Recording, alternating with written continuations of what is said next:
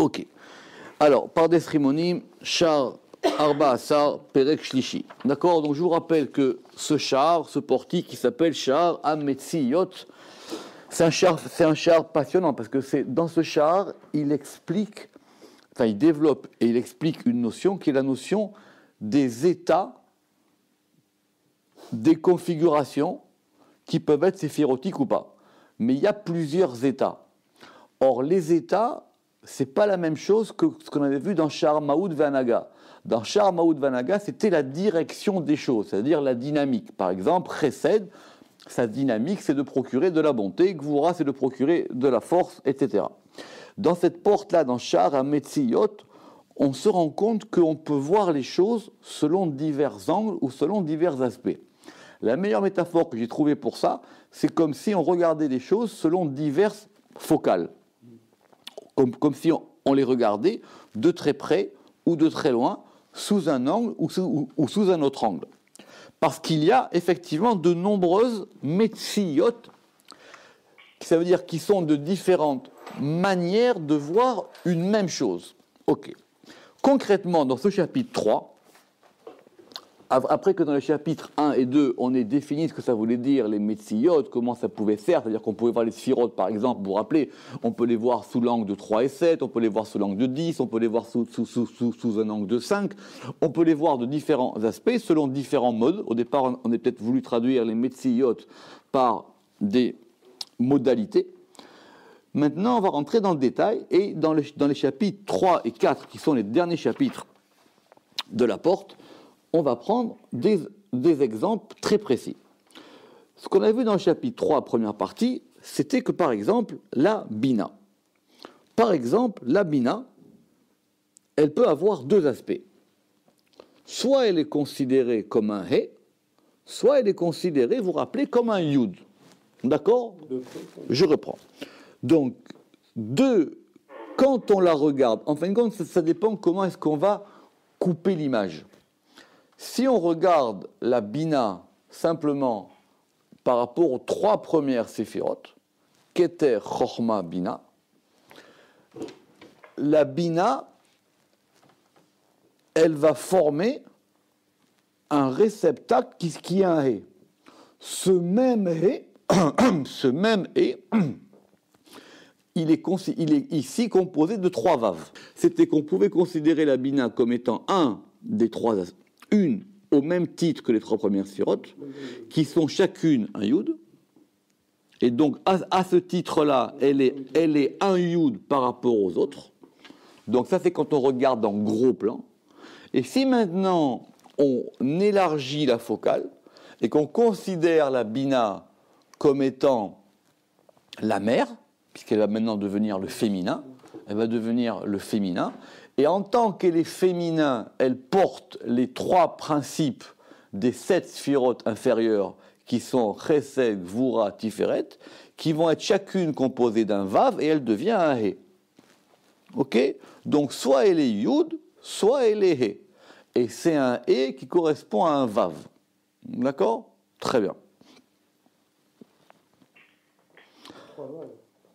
C'est un et qui correspond à 3 vav, et on avait vu qu'il y avait un vav à droite qui correspondait à Chesed, le vav du dessus, si je m'en souviens bien, le vav du dessus c'est Gevura, et le vav de gauche c'est Tiferet, exactement. Et le vav de gauche est Tiferet, et on avait vu ça par exemple, vous vous rappelez, dans cette histoire de Vaïssa, Vaïvo, Vayaet, les 3 versets qui commencent par un vav lors de l'ouverture de la mer Rouge dans Parashat Béchalach, où là on voit bien qu'effectivement on peut attribuer un vav à Chesed, un vav à Gvura et un vav à Tiferet. Très bien. Donc, il y a 2 aspects par rapport à Bina, ça dépend comment on la voit. Soit on la voit par rapport à un yud, soit on la voit par rapport à un. Étant donné qu'effectivement, il avait dit que la convention générale fait que le yud soit appliqué en général, plus particulièrement à chorma. Qu'on dit qu'en général que c'est le yud chorma. D'accord? Chorma, c'est le yud. Mais bina aussi peut être considéré comme un yud. Très bien. Maintenant, cette même chose-là va pouvoir s'appliquer aussi à malchut. Et malchut aussi peut être considéré comme étant soit un He, soit un Yud. Si elle est un He, c'est quoi ce He? C'est plus comme dans le cas de Bina en tant qu'elle est mère des enfants qui sont Chesed, Gvura, Tiferet, Abraham, Yitzhak et Yaakov, mais en tant qu'elle reçoit des 3 degrés qui lui sont supérieurs, qui sont Netzar, Od, Yesod, qui vont être eux aussi 3 vaves.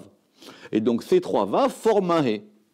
Et la Malchut, du coup, est le principe de réception. Ce principe de réception des trois sphirotes supérieures vont faire d'elle un He. D'accord? C'est intéressant parce que d'après le Harizal, j'ai vu ce matin dans Shara Kavanot, on peut par exemple considérer des fois que ce He, eh ben, il vaut 18. Eh oui. Non, ce He, il vaut 18, exactement. Parce qu'il est composé de 3 vaves. Exactement. Donc ce He-là, il vaut 18. Ce He-là, il vaut 18. Parce qu'on peut faire des fois le He, on peut le faire comme un He et il vaut 5. On peut le faire aussi comme un Dalet Vav et il vaut 10. Pardon, comme un Dalet Yud. Comme un Dalet Yud et il vaut 14. Ou un Dalet Vav et il vaut 10. Ok. Ça dépend comment vous considérez ce He. Maintenant, si vous voulez le décliner, ce He, dans toutes ses combinaisons, ça le Harizal, il le fait très bien. Quand vous le déclinez, donc du coup, il va avoir, c'est comme si il va déployer son nuancier. C'est comme si la lettre, elle déploie son nuancier. Donc vous avez un He, et ce He-là, soit on le considère comme étant 3 vaves, et il vaut 18, mais ce n'est pas un problème de gématria, c'est un problème c'est que comme l'aspect change, la lettre, elle acquiert une nouvelle signification. Ici, concrètement, c'est qu'on voit que le He, il peut être considéré comme étant 3 vaves. Ce sont 3 vaves qui ont formé un He. Ok. Maintenant, on a parlé de la Malchut. Alors, c'est vrai que la Malchut, par contre, elle, normalement, on la considère comme étant un He. La Malchut. Maintenant, comment est-ce qu'on peut la considérer comme étant un Yud? D'accord? Même question que pour la Bina.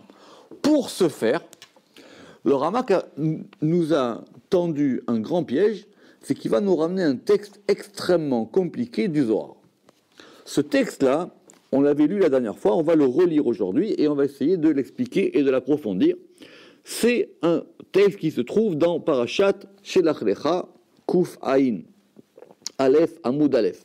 C'est embêtant parce que dans la version du Or Yakar qu'on a, ce texte-là, il est manquant. Enfin, c'est-à-dire qu'il n'y a pas ce texte-là puisqu'il est manquant. Pourquoi est-ce qu'il est manquant, ce texte? C'est intéressant, on va en prendre un peu de temps, parce que d'après le Ramak, il fait partie d'une section du Zohar à part, qui est la section de ce fameux Yenuka.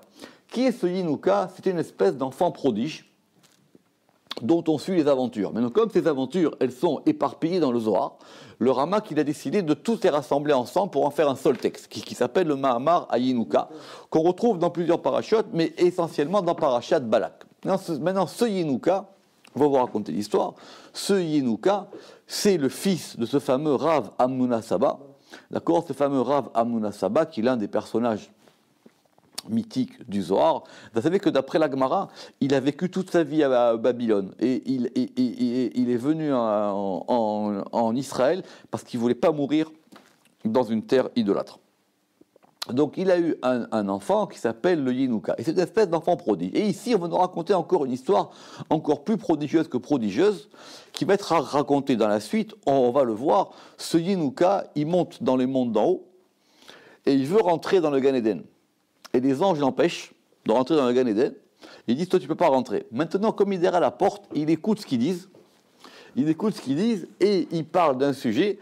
Et il dit, mais attendez, j'ai quand même des choses à vous dire. Donc, tu sais quoi, exceptionnellement, on va te laisser rentrer pour écouter la leçon. Et de quoi parle cette leçon? Elle parle d'un problème grammatical, ou plutôt d'une expression prophétique qu'on retrouve souvent. Et on lit le texte, Patach haou Yenuka ve'amar, il a ouvert ce Yenuka et il a dit, Vehaya bayom haou. Ça revient souvent dans les prophètes, littéralement, et on va voir que du coup, on traduit souvent très très mal, Vehaya, et ce sera bayom, dans ce jour, haou. Pour le moment, on ne traduit pas le haou. Parce que si on le traduit littéralement, il faudrait dire le lui. C'est pas dans ce jour-ci. Sinon, on aurait dit ve'aya bayom azé. Il faut dire haou. Alors il dit ve'aya bayom, ça veut dire quoi cette expression ve'aya bayom haou? Et ce sera, alors comme dans les traductions un peu emphatiques, et ce sera dans ce temps-là, et ce sera à ce moment-là, etc. Lo yid'a man ou. Je ne sais pas ce que signifie ce ou. Le ou en hébreu, c'est le il. D'accord? Et là, bechol atar bayom haou yoma batrayu. Mais dans chaque lieu, dans chaque endroit dans le Zohar où on va parler, ou dans la Torah, où on va parler de cette notion de bayom haou, ça désigne le dernier des jours. Yoma batra. Ça désigne le dernier des jours. Donc la fin des temps. Évidemment, dans les expressions prophétiques, on entend que baya bayom haou, ce sera à la fin des temps. Amaïkra yom haou. Pourquoi est-ce qu'on a choisi pour désigner cette notion du dernier des jours? On l'a appelé haou. Évidemment, on aurait pu dire voici le dernier des jours, ayom acharon. Pourquoi on l'a appelé haou? Et là, razada, évidemment, c'est un mystère. Daou. Donc, on va d'abord examiner le ou. Bayom haou, c'est composé de ha et de ou. Daou. Yoma de achid sofa beshiruta. Cette notion de haou, c'est l'unification, l'unité, la jonction de la fin et du commencement. De achid sofa beshiruta. Ça veut dire que c'est. Donc, c'est pas le dernier des jours dans le sens où on dit la fin, c'est que cette fin, c'est elle qui unit et la fin et le début. Pourquoi? Shiruta ikreu. Ou ça désigne le commencement. C'est intéressant, on va expliquer pourquoi est-ce que ou ça désigne le commencement. Pourquoi est-ce que le il, le lui, ça désigne le commencement.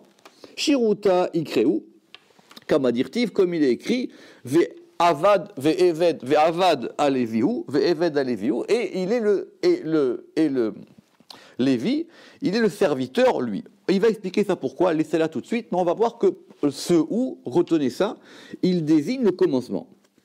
Pour Hana de Lévi, les darga de ikreu. Le service du Lévi, il correspond à ce degré qui s'appelle ou. Évidemment, quand on dit ou, quand on dit lui, c'est pas tu. Donc on désigne quelque chose, mais on ne sait pas ce que c'est.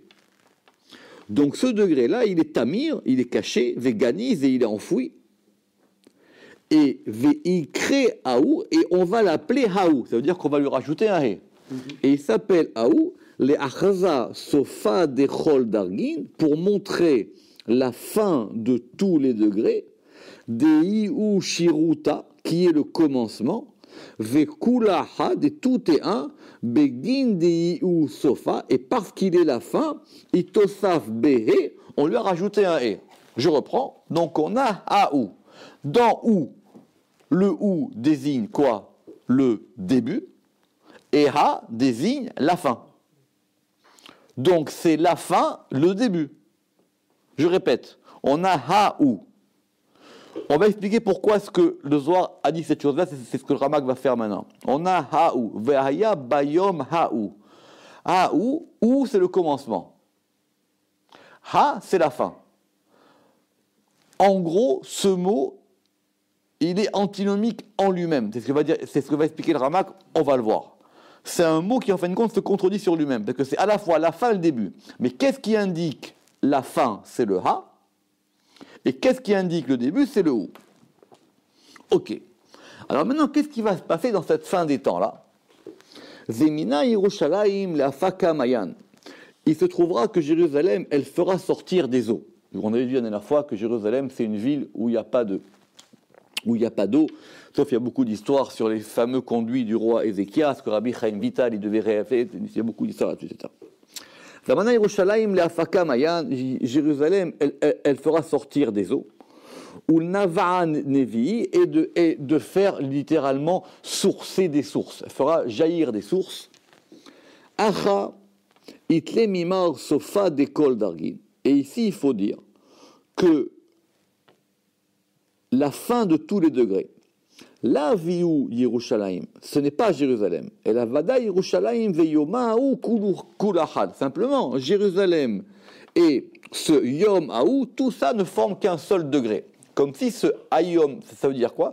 C'est-à-dire que ce Haou qui désigne la fin des temps, qui unit la fin et le commencement, c'est lié à cette notion de Jérusalem. Ma ben Haï le Haï. Quelle différence entre ceci et cela? Et là, Yerushalayim, seulement Jérusalem, Kol Dargin Kadishin Dila. Maintenant, Jérusalem, tous ces degrés saints, Kad Istarhan, quand ils sont entourés, Ikroun Yerushalayim, il s'appelle Jérusalem. Ve'achi Ithaman Iddargin de Saharan, et on voit qu'il y a des degrés qui l'entourent, Veikroun Hazarot, et il s'appelle les Hazarot. Donc ça c'est quoi? C'est l'architecture du temple. L'architecture plutôt exactement du temple et de Jérusalem.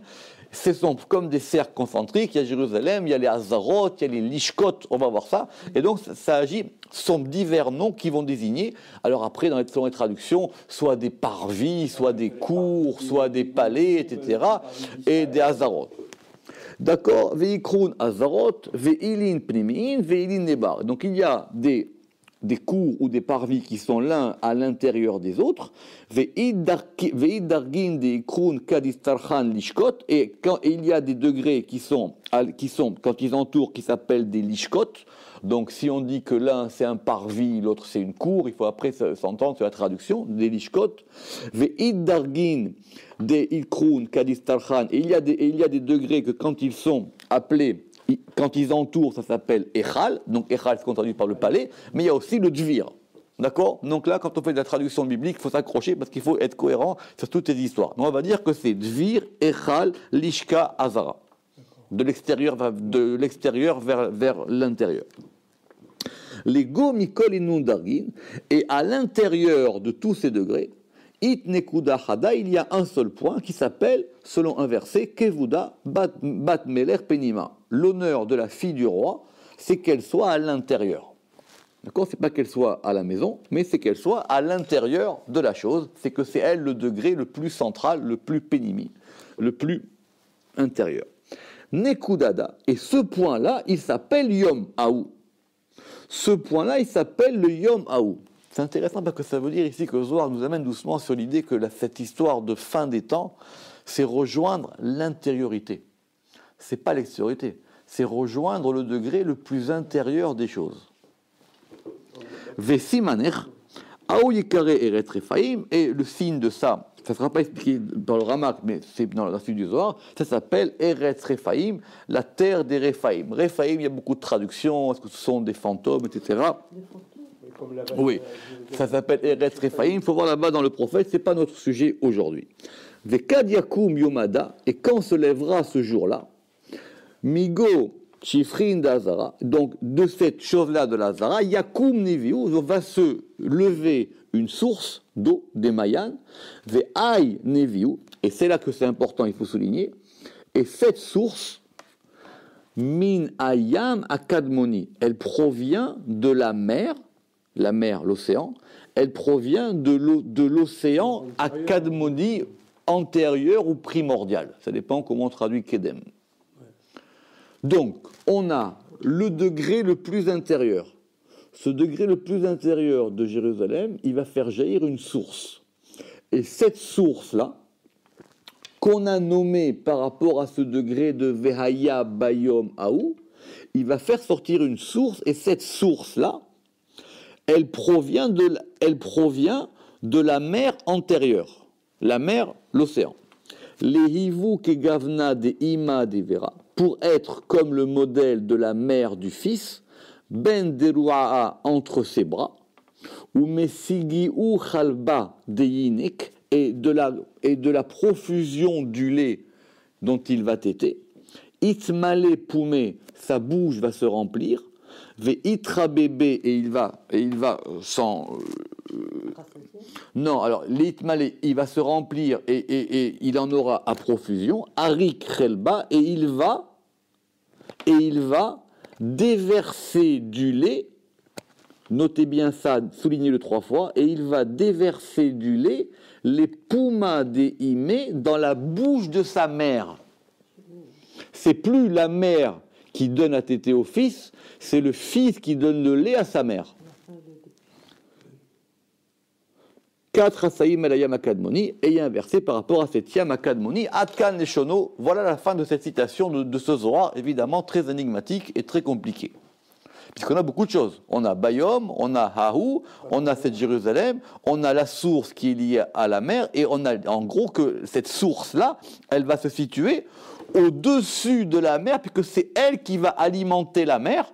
La mère, là du coup, comme du coup la mère, la maman, parce que du coup maintenant c'est l'enfant qui donne le lait à la mère. Atkan Leshono. Alors attention. Veine Amamar Azeh Rabim Komo, il dit ce passage du Zohar, il est long là-bas dans son endroit. Ve'anu Ketzarnu, et ici nous l'avons raccourci. Donc c'est un kitsour ici de ce Zohar. Ve'etikunu mimeno atzorer, et nous n'en avons reproduit ici que ce dont nous en avions besoin, elle est nous pour nous. Ve'ainyan biksara. Donc voilà l'histoire en résumé. Ve'ayinuka ayatinok echad. Ce yinuka, c'était un nourrisson, c'était un enfant. Echad.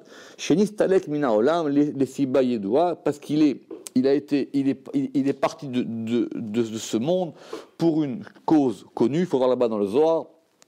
Et là, vid barach ve'kasher alta nishmato el petar shar gan Eden.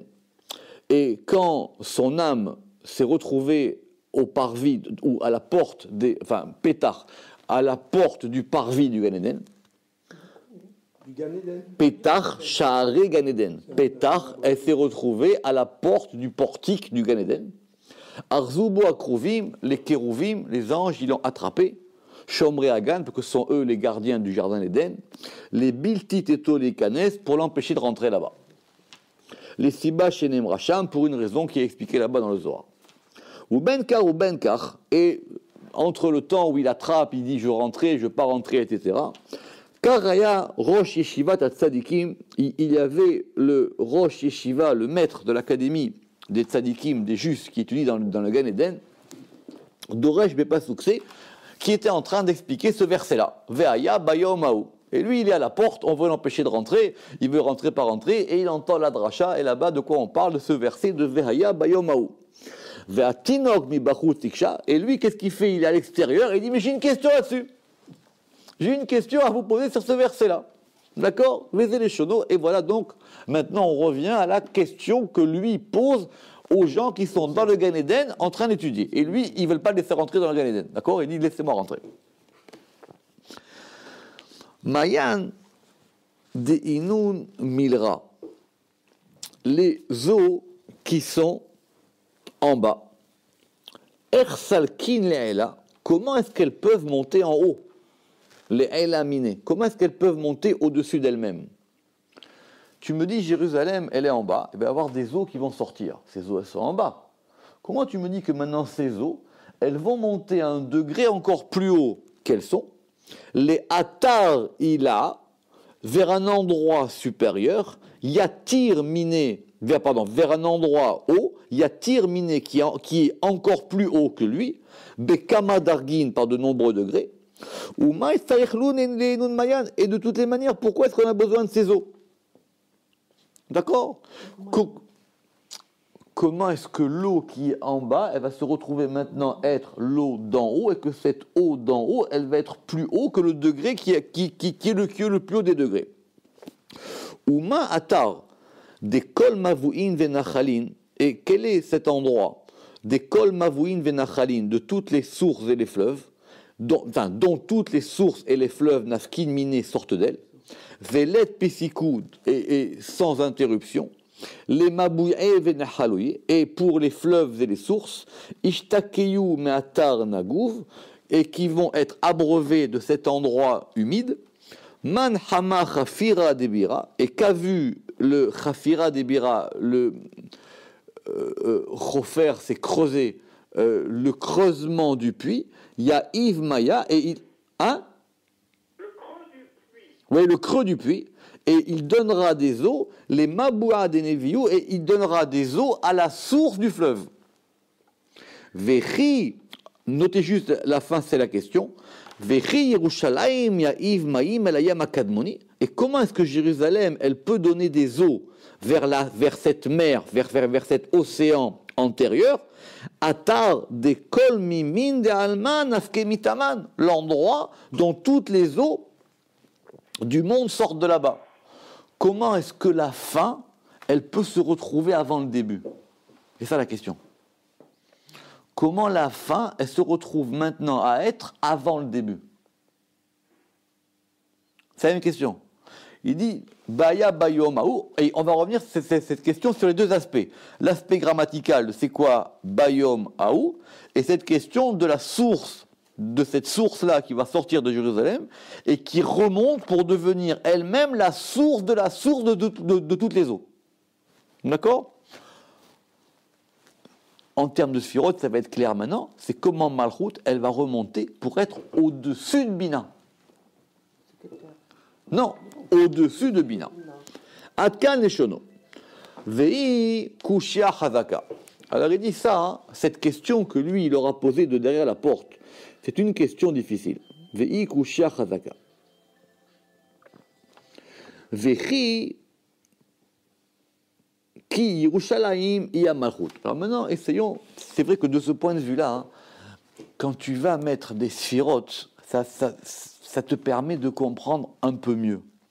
Mais c'est embêtant, quoi.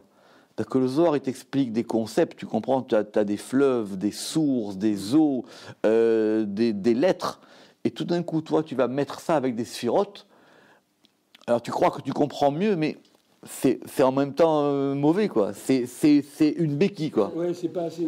T'as pas les harmoniques, quoi. Exactement, t'as pas les harmoniques. Ouais. T'as juste gardé les lignes, quoi. Ouais, t'as juste gardé. Voilà, t'as la partition sèche, t'as le tempo, quoi. Voilà. T'as pas le mouvement. T'as gardé le tempo. Voilà, t'as gardé le tempo du truc. Donc tu sais qu'au moins c'est un 4 temps ou c'est un 3 temps. Alors, parce qu'on va dire que donc Jérusalem, c'est la Malchut. Ve'ayam Akadmoni, et cette mer, cet océan antérieur, ça s'appelle la Bina. Ve'lefichar nikra Kadmoni, et c'est pour ça qu'on l'appelle antérieure. Parce qu'évidemment, la Bina, elle est antérieure à la Malchut. Ve'ketzad efshar, sheyishuka ou sheyishvaka à Bina mais à Malchut. Et comment est-ce qu'il est possible que la Bina soit abreuvée de la Malchut? Comment c'est possible que la Bina, elle devienne elle-même la mère qui reçoit le lait de son enfant? Oui, qui soit nourrie par son enfant. Donc en même temps, ce texte du Zohar, tu vois, il est riche. T'as Bayom, Aou, la mer d'en bas, la source d'en bas, la mer d'en haut, l'enfant, le lait, tout ça. Et dès que tu vas mettre un truc séphirotique, tout ça, tu le perds, tu vois. Oulé Hachiv à la coucher Azot. Alors maintenant, pour pouvoir répondre à cette question, qu'est-ce qu'ils ont fait les autres dans la suite de l'histoire? Ils ont dit, tu sais quoi, faites-le rentrer à celui-là, on a besoin de lui parler. Donc il était à l'extérieur du Gan Eden, il entend parler, il dit, attendez les enfants, j'ai une question, comment vous allez me dire maintenant que ce qui est en bas, ça va nourrir ce qui est en haut? Messieurs, ouvrez-lui la porte, donnez-lui une chaise. D'accord? Donc donnez-lui une chaise, et il est rentré, ou les Hachiv à la couche Azot, Achar Sheichnisu, les Shiva, Patar Ve'amar, et c'est là, à ce moment-là, que se place notre texte, qui est l'explication que lui donne, Patar Ve'amar, Ve'aya, Bayom Aou, Ve'leidia, c'est-à-dire le texte qu'on vient de lire au début. D'accord? Donc ça c'est son discours une fois qu'il rentre à l'intérieur. Ok. Un peu de grammaire fait toujours du bien et elle ne fait que du bien. Ki milathu moré alanista. Le mot ou, ça indique ce qui est caché. Quand on dit lui, quand on dit lui, quand on dit il, c'est quelque chose qui est caché. C'est pas quelque chose d'inconnu. On peut le désigner, mais on ne peut pas l'interpeller. Ce n'est pas le Ata. Dans les brachot, on fait Baruch Ata Hashem.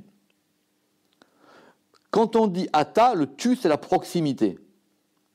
Mais quand on dit où, on désigne la chose, on la voit, mais on n'est pas capable de la définir. C'est ça le il, c'est ça le où. D'accord? Ki milat ou moré alanistar. Vei kinouy el elem. Et c'est un attribut pour désigner quelque chose qui est enfoui.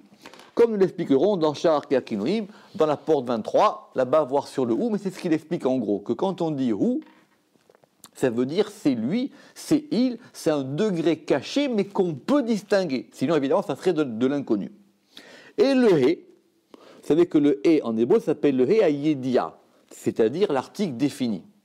Or, le et, quand on va dire la chose, mora, moré à la niglé, kemeforsam, ça indique le dévoilement de la chose. C'est pour ça que dans la Torah, c'est très important de voir quand il y a un he ayidia et quand il n'y a pas de he ayidia. Par exemple, quand on va dire haetz, l'arbre. C'est-à-dire, c'est l'arbre connu, l'arbre qui est dévoilé. Quand on dit etz, c'est un arbre. C'est très compliqué avec M. Seulement dans ces histoires de traduction, parce que je fais très attention qu'effectivement, de faire attention à ce et tu avais posé même une question là-dessus, je rappelle sur ce verset-là, mais le he, ça indique le dévoilement de la chose. C'est le he ayidia. Littéralement, le he ayidia, qui est la formule grammaticale pour définir l'article défini, ça veut dire le he de la connaissance. On le connaît, he ayidia. Donc, quand on dit un « et » sur une chose, et quand on fait précéder de l'article, de « et », on désigne la chose, elle est connue, elle est dévoilée, elle est là. Écoutez bien ce qu'il va dire. Veine, em shne afachim bemilachat. Et donc maintenant, nous avons deux contraires, voire même deux opposés dans un seul mot.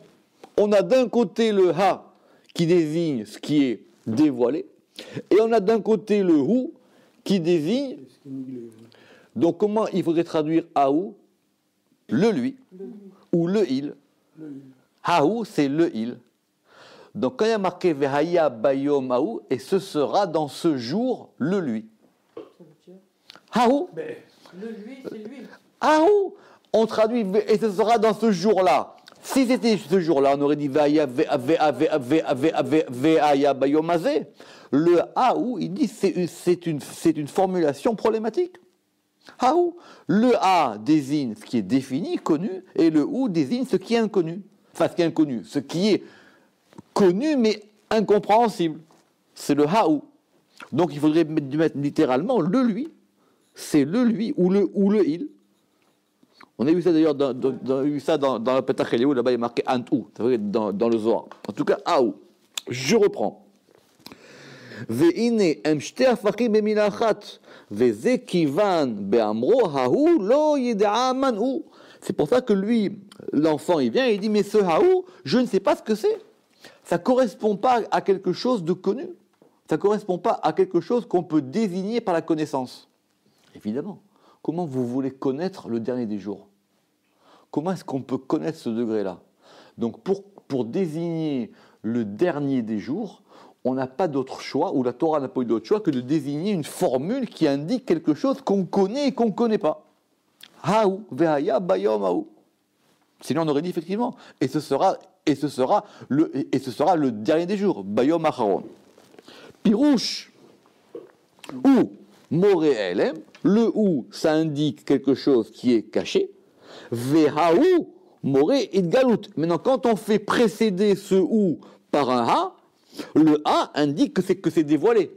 Donc on dévoile quelque chose qui est inconnu. Mais on ne sait pas comment, c'est quoi cet inconnu.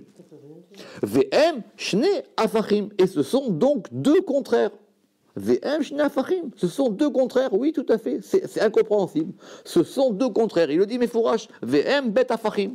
Ce sont deux contraires. Bayom, aou, ce sont deux contraires. On a le ha et le ou. C'est intéressant. Parce que si on veut désigner vraiment, parler de cette notion de fin des temps, c'est quoi cette fin des temps? En même temps, il y a un he qui ouvre, qui vous dit voilà. Et c'est intéressant parce que le he, il est là, et le ou qui dit on ne le connaît pas. La difficulté, c'est que le ou, il indique le commencement et le he, il indique la fin. C'est ce qu'on va expliquer maintenant. Ve'eshiv. Et là, bechol atar bayom haou. Mais maintenant, quand on parle de bayom haou, on parle du dernier des jours. C'est quoi ce dernier des jours? C'est la malchut, chez ou yom acharon, qui est le dernier, qui est le jour dernier, le dernier des jours. Ve'afalpi chez midat laila gam ken ou yom. Très bonne question. Malchut en général, c'est la nuit. Pourquoi est-ce qu'on n'a pas dit et ce sera dans cette nuit-là? Si on dit que c'est le dernier des jours, le bayom haou, pourquoi est-ce qu'on dit que c'est un jour, si c'est inconnu? Autant dire que c'est une nuit. Si en plus tu me dis que c'est le dernier des jours qui correspond à la Malchut, Malchut en général c'est la nuit. C'est la nuit Malchut. Malchut correspond à la nuit. Pourquoi ici on a désigné la Malchut par le degré de jour? Pourquoi?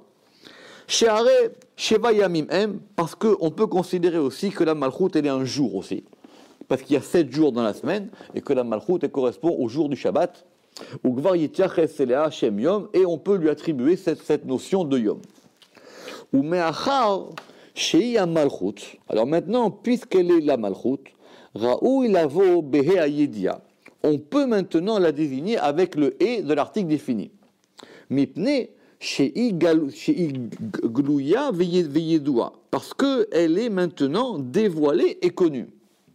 On la connaît. Ve'aya bayom ha'u, c'est ce dernier des jours, c'est un jour.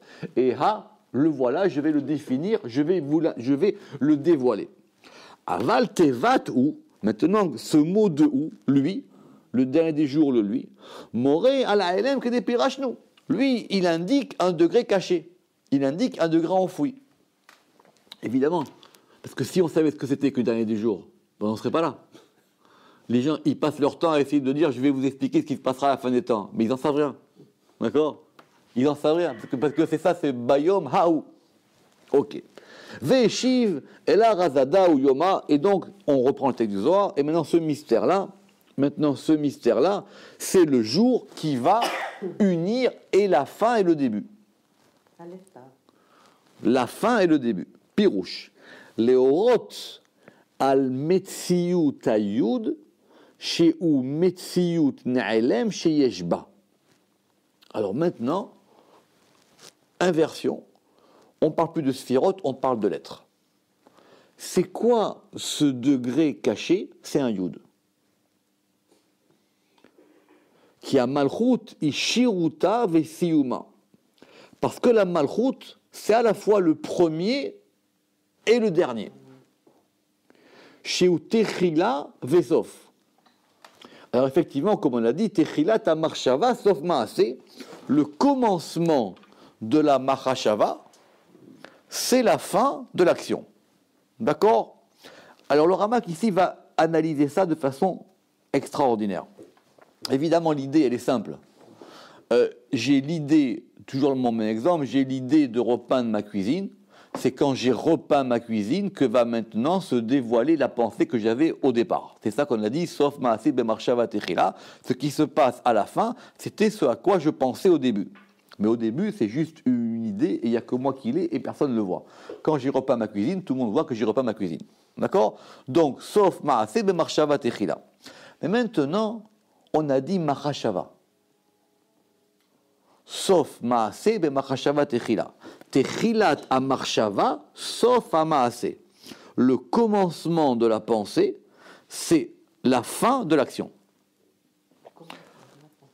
C'est ça qu'on appelle relier la fin et le début. Ça veut dire que vous avez un projet, ce projet il commence par une pensée, et ce projet il va s'accomplir par une action.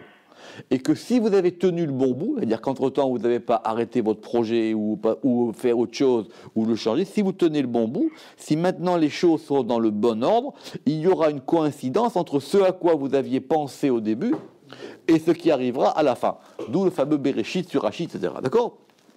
Mais entre-temps, il y a évidemment Ve'aret, Aitato, Vavou. Au milieu, il y a la terre elle est Tohu et Bohu. Mais si vous tenez le bon bout, effectivement, ce qui se passera à la fin, c'était ce qui était déjà inscrit dans le Bereshit. Ok. Mais quand on dit Techilat Marshava, sauf à Maaseh, c'est quoi la fin du Maaseh? C'est une fois que la chose elle est accomplie. Quand cette chose elle est réalisée, c'est ce qu'on appelle la Malchut. C'est-à-dire que maintenant, c'est pas que vous avez un roi, vous avez un royaume. Et ce royaume, il est là. Il y a un château, il est là, il est visible. La chose devient visible. Cette chose-là, elle a débuté où? Elle a débuté dans la pensée. Donc, le commencement de la Malchut, il est dans Chochma. Ça, c'est un chidouche. Le commencement de la Malchut est dans Chochma. C'est ce qu'il dit ici. She'i le ma'ala b'chochma b'metziyut yud ve'isof ha'maaseh b'malchut b'metziyut he. she'i lema'ala b'chokhma b'metziyut yud ve'isof ha'ma'aseh b'malchut b'metziyut he. Au départ, parce que du coup les gens pensent que la malchut c'est le reflet de Bina, en fin de compte non. Le techilat ha'marshava c'est dans chokhma. Le commencement. En général, on va dire que la malchut, le et de malchut, il correspond au et de bina. Mais le commencement, techilat ha-marshava, sauf ha-maaseh, le commencement de la pensée, il va amener jusqu'à la fin de l'action. C'est ça qu'on appelle le début et la fin. Au début, c'est quoi? Vous avez simplement une pensée, c'est un yud. D'accord? Une pensée, c'est un yud. Maintenant, quand ça va s'accomplir, ce yud, il devient un he. Donc, c'est le yud de chokhma et le he de malchut. Ok? Ve'amar. Chez Metziyut ane'elem sheu atralat nikra ou. Maintenant, quand c'est le commencement de la chose, ça s'appelle ou. Chez Moré à la trala, parce que ce ou là, il indique le commencement. C'est vrai, vous dites il, lui, je vais faire ci. C'est-à-dire, vous voyez la chose, mais c'est pas encore clair. Ouais. Je vais repeindre ma cuisine. C'est une makashava, c'est ça s'appelle un ou. Veraya mimay dirtiv, d'où est-ce que le Zohar apprend ça? À propos de Ve'eved à Lévi ou, parce que là-bas on a dit que c'est le Lévi. Ve'avad à Lévi ou, et le service et il a servi le Lévi ou lui. Ve'avodat à Lévi, il y a la bina. Et là-bas aussi le ou, il indique la bina, parce que les Lévi ils sont du côté de Gvora et ça correspond à la bina. Donc quand on dit ou, notez ça maintenant c'est un klal, quand on dit ou c'est la bina. Comme on a expliqué dans Shar Maoud Vanaga dans le chapitre 10. Vehine ou more al shiruta. C'est pour ça que le ou, ça indique le commencement. Ve'inehu more al shiruta. Sheu techilat verishon. Et ça s'appelle effectivement le commencement et le début. Qui abina, parce que la bina, elle s'appelle nikra shiruta de kaima le shalta, comme on a expliqué là-bas. Ça veut dire c'est le commencement de la question. Vous commencez à avoir une question. Quand vous commencez à pouvoir questionner une chose, ça s'appelle le commencement de la chose. Vous n'avez pas la réponse. Hein. C'est même pas un ma. On vous rappelez, on a dit c'est un mi. C'est pas quoi, c'est qui. C'est même pas que vous pouvez distinguer la chose. Vous dites, mais c'est quoi cette chose-là? C'est quoi? Dès que vous pouvez commencer à questionner, ça s'appelle le commencement de la chose, ça s'appelle la bina. Ok?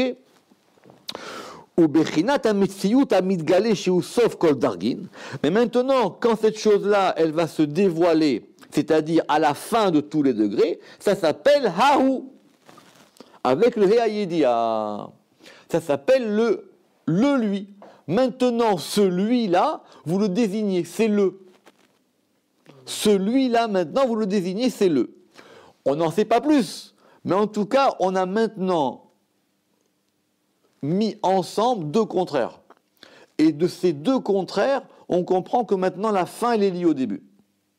D'ailleurs, même quand on dit Aou, on commence par quoi? On commence par la fin. Le A. Oui, oui. Le A c'est la fin et le Ou c'est le début. Alors que l'ordre voudrait dire que c'est la fin et le début. Or là maintenant, c'est la fin d'abord et le début après. Lui est. Eh oui, eh oui. Sinon, on aurait dû dire lui est. Ouais. Et or là, on dit le lui. Nimsat tevat ahu more al shenea metziyut yachad. Et donc maintenant, on a les deux états ensemble. On a deux états distincts qui maintenant n'en forment qu'un. Ok? Alors ça, c'était juste la question de ce petit enfant qui était rentré là-bas au Gan Eden et qui leur a posé une question. Veine be'ir ayinuka bet ametziyut shela be'e chez Saviv les Yod be'inyanaou. Et donc la question qu'il leur a posée cet enfant, c'est de dire qu'il y avait donc deux états différents. Il y avait deux modalités. Il y a la modalité du début et il y a la modalité de la fin. Or, il y en a une qui correspond, c'est un et ce et là maintenant, il entoure le yud. C'est le et qui entoure le yud, puisque le et c'est le he ayedia. Maintenant, si vous voulez, c'est ça. C'est-à-dire qu'il y a un yud, et ce yud maintenant, il est entouré. Il est entouré par un he. D'accord? Ce yud là, il est enterré par un. Veine. Anekuda aemsaït. Alors maintenant, c'est quoi ce point du milieu? Nikra kevoda bat meler penima. Le Zohar, il a appelé ça que c'était l'honneur de la fille du roi, c'était l'intérieur. Echen nikra bat aïn, et la malchoute aussi, elle s'appelle bat aïn, littéralement la fille de l'œil. Shei kekevat aïn, c'est-à-dire la pupille, qui est le centre de l'œil. Nekuda zeira dekika, un tout petit point subtil. Veseviva gimel gvani, mais qui est entouré par trois couleurs, ce sont les trois couleurs qui sont autour de l'œil, qui correspondent, vous vous rappelez, Abraham, Yitzhak et Yaakov, ce sont donc nos trois vaves. Si vous voulez, l'œil, c'est un hé avec un yud à l'intérieur. Vous avez un hé, et le yud, c'est la pupille de l'œil. Shehem gvan et akeshet, qui correspondent aux couleurs de l'arc-en-ciel, et qui sont les trois patriarches, Vm gimel avot. Veine, be'alut anekuda azot. Donc ça, c'est maintenant, quand on va faire ce haou. Maintenant, ce point-là, accrochez-vous maintenant, deuxième vitesse, veine. Ba'alut anekuda azot el mekoma aremata. Maintenant, cette fin, elle est en bas. Maintenant, nous, ce qu'on veut, c'est relier la fin avec le début. C'est ça le bayom haou. Donc, ce point qui est en bas, cette fille, parce que c'est féminin, elle remonte vers la maison de son père. Elle bête à via. C'est quoi la maison de son père? Vous vous rappelez, c'était la chorma. C'est là d'où elle provient. Parce que maintenant, quand votre cuisine, elle est peinte, la chose, elle va se reconnecter avec sa racine. C'est rien. Mais quand vous avez accompli quelque chose, la fin de la chose, elle vous reconnecte au début. Vous dites, mais vous vous rendez compte, tu te rappelles tout le temps qui s'est passé depuis ce projet qu'on avait, et qu'est-ce qu'on avait fait au début, qu'est-ce qu'on voulait faire, etc., etc., etc. Donc maintenant, ça remonte. La chose, elle remonte, et elle remonte chez le géniteur de la chose-là, qui est Bet Avia, Chorma, Be'em Saout Shefa Abina, par l'intermédiaire de l'influx de la Bina, chez Iaem Amenikla Achalav. Parce que maintenant, cette chose-là, comment est-ce qu'elle a grandi? Elle a grandi parce qu'il y avait une mère qui lui a donné du lait.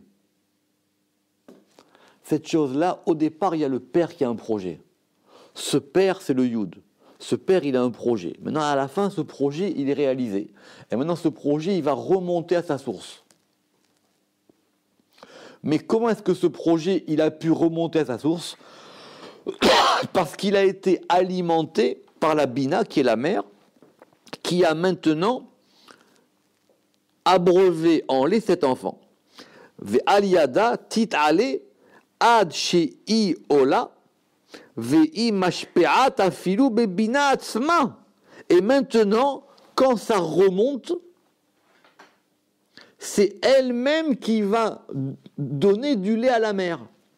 C'est elle-même qui maintenant devienne, c'est elle-même maintenant, c'est comme si quelque part, elle devenait elle-même la mère de sa mère. Elle... Exactement.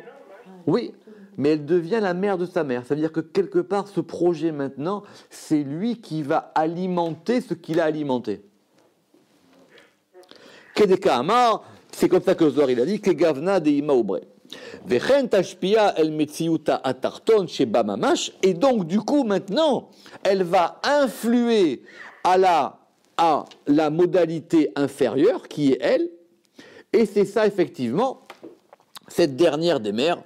C'est pour ça que maintenant cette source qui est en bas, elle remonte en haut, elle devient la source de la mer Kadmoni, et c'est ça qui va faire sortir cette source d'en bas dans Jérusalem.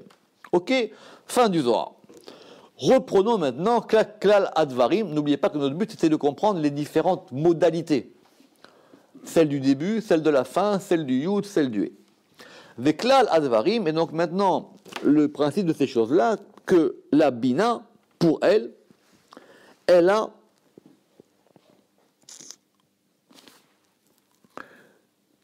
on peut la considérer comme un He.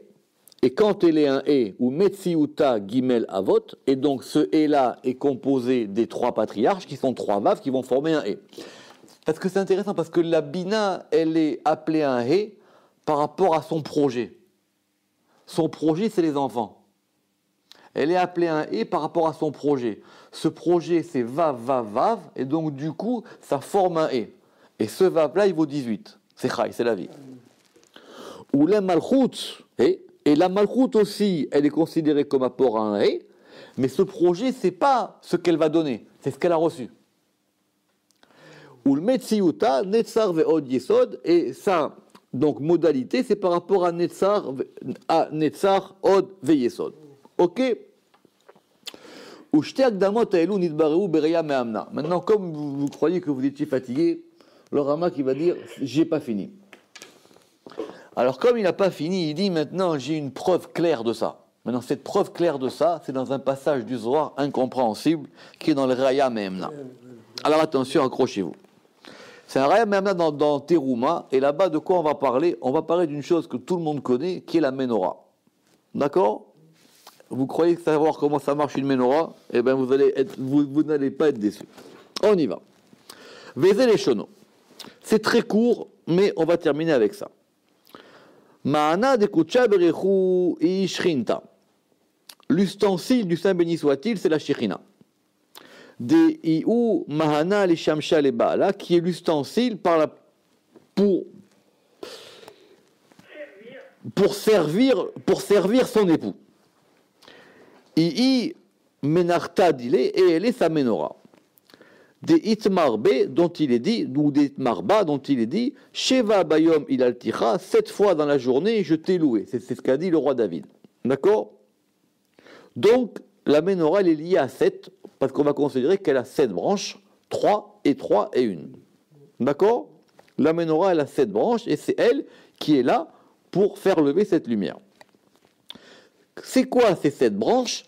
Gedola, Gevura, Tiferet, Netzach, Od, Yesod, Malchut. Pour le moment, on dit, c'est pas compliqué. D'accord? Chesed, Gevura, Tiferet, Netzach, Od, Yesod, Malchut. Ok? On a 7 branches. Sheva Kelilan, ce sont 7 totalités. Mishiva Dar... 7 totalisés de 7, Mishiva Dargin, de 7 degrés, et ce sont, on va avoir donc les canets à menorah. Les canets à menorah, ce sont les branches, c'est-à-dire les 3 de droite et les 3 de gauche. Et on a un tronc de la menorah, c'est-à-dire on a un axe central. Ok? Donc, Ve'inen Gimel Kané à menorah, Mitzada à Echad, et on a donc 3 branches d'un côté, Goufa, qui vont correspondre au corps, Vetrin des rois et des malkas, et aux 2 bras du roi, c'est-à-dire Tiferet, Chesed, Gevura. Tiferet, c'est le corps, et le bras droit, c'est Chesed, et le bras gauche, c'est Gevura. Veiu ner mitzvah, et c'est ça qu'on va appeler ner mitzvah, la lumière de la mitzvah, les hanara beun, pour pouvoir éclairer par elle. Retenez simplement ici que vous avez quoi? Que la menorah, du côté droit, les 3 premières branches, c'est Tiferet, Chesed et Gvura. Vegimel kane a menorah mitzada hasheni. Et on a 3 branches de la menorah du deuxième côté. Ve'inun trin shokin ou brit. Et ils correspondent aux 2 cuisses, Netzar et Od, et le brit Yesod.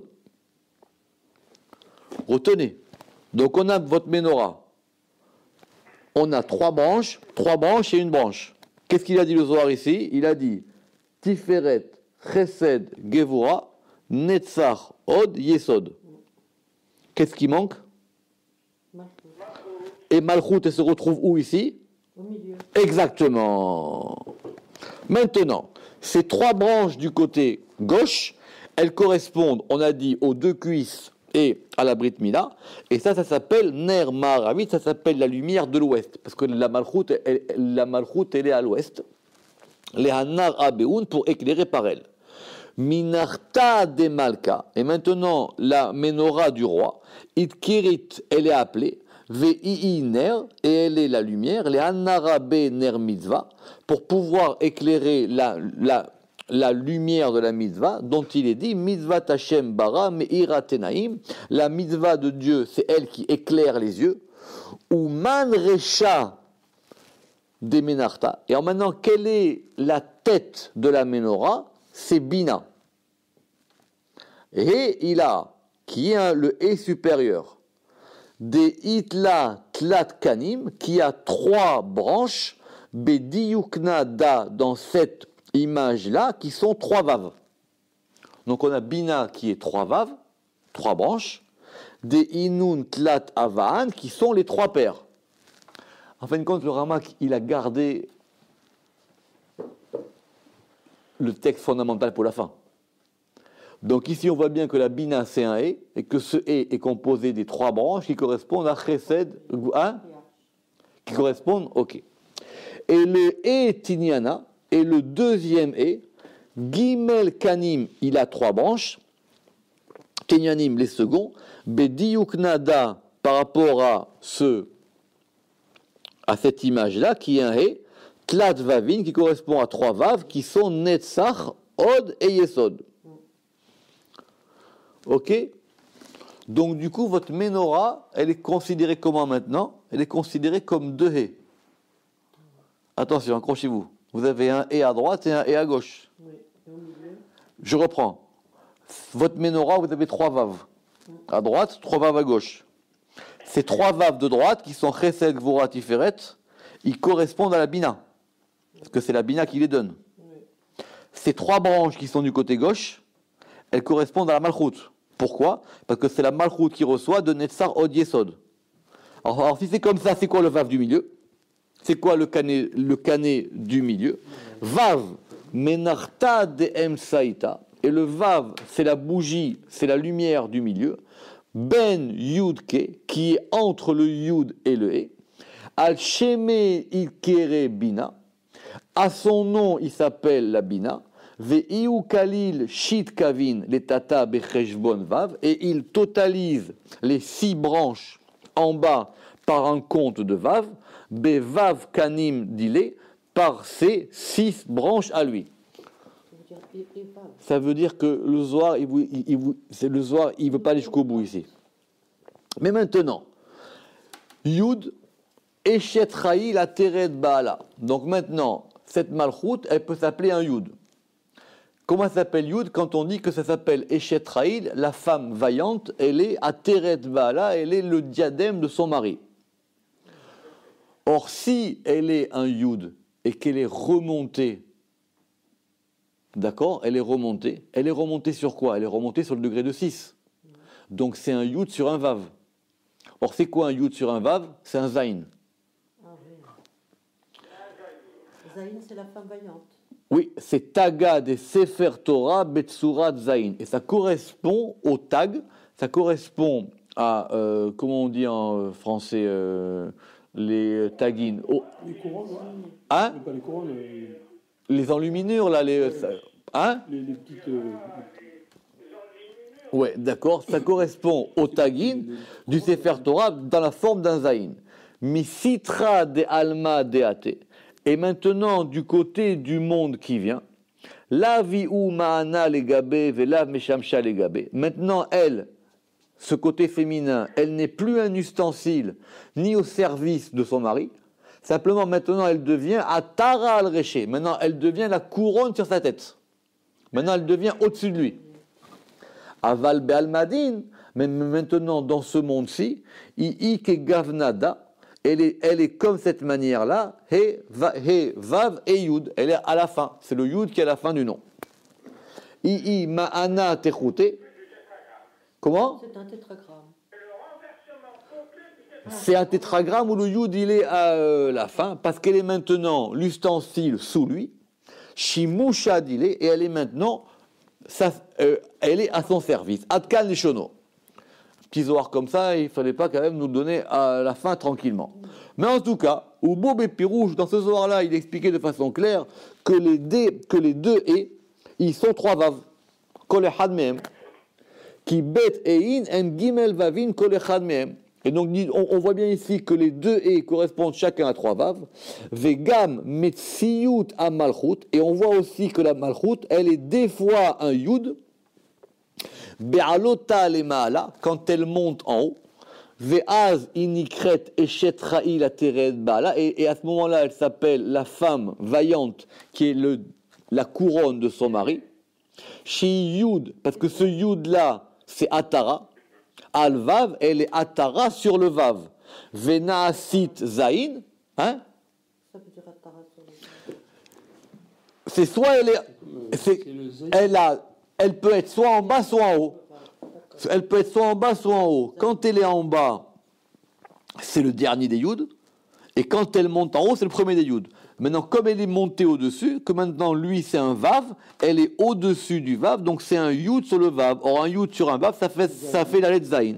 D'accord? Vena sid zayin, vei ateret tiferet, et elle devient donc la couronne de Tiferet. Vezo kacher i, oui parce que Tiferet c'est lui, c'est son mari. Vezo kacher i ola le bina. Et ça, c'est quoi? Quand elle monte vers Bina, les tiached ima chorma pour s'unir avec la chorma, chez Misham Metziuta, parce que c'est de là-bas dont elle provient, comme on a expliqué plus haut. C'est le masculin et le féminin. Ve'ata navo bepirouché levaer odinyan Metziut ayud el malchut be imeyot sheid baer beshar amiyut. Effectivement, pour comprendre cette chose-là, alors on va traduire, et maintenant on a expliqué dans ce chapitre-là le principe de la malchut qui est un yud et qui est un e, bien qu'on l'expliquera vraiment pour comprendre cette notion de la diminution du féminin ou de l'augmentation du féminin dans la porte d'Anchar, Miut, Areach, Baruch, Adonai, Le'olam, Amen, Ve Amen.